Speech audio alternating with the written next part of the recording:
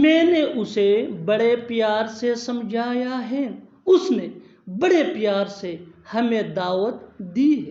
میں نے بڑے پیار سے اسے منع کر دیا، اس نے مجھ سے بڑے پیار سے بات کیا۔ ان جملوں کو غور سے دیکھو۔ ایسے جملے ہم اپنی ڈے ٹو ڈے لائف یعنی روزمرہ زندگی میں ضرور بولتے یا سنتے ہیں دوسروں سے۔ ایسے جملے ہمیں روز بولنے یا سننے کو ملتے ہیں اپنے ڈے ٹو ڈے لائف میں۔ ان جملوں میں ہم کہہ رہے ہیں بڑے پیار سے، یعنی ہر سینٹینس میں بڑے پیار سے کامن مشترک ہے جو بار بار ریپیٹ ہو رہا ہے ہر سینٹینس میں۔ اس کے لیے آپ کو یوز کرنا ہوگا یہ فریز انگلش میں with great love۔ with great love mean بڑے پیار سے۔ آئیے کمپلیٹ اسٹرکچر دیکھتے ہیں۔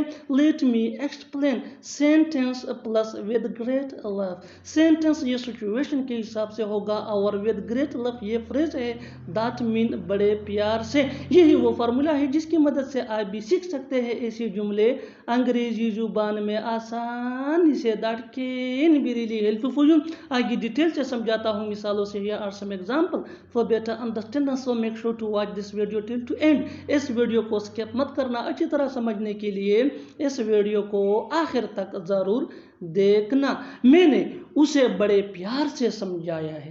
I explain it to him with great love۔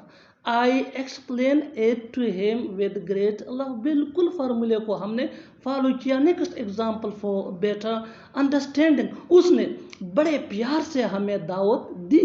He invited us with great love۔ He invited us with great love۔ Next example for better understanding. میں نے بڑے پیار سے اسے منع کر دیا۔ I refused him with great love۔ I refused him with great love۔ One more example for better understanding۔ اس نے مجھ سے بڑے پیار سے بات کیا۔ He spoke to me with great love۔ He spoke to me with great love۔ اور آخر میں یہ سینٹنس آپ کے لیے کامن سیشن میں اس کا جواب ضرور دینا۔ اس نے بڑے پیار سے تمہیں بلایا۔ اس نے بڑے پیار سے تمہیں بلایا۔ Subscribe to English PS for more advanced English sentence structure۔ Thanks man۔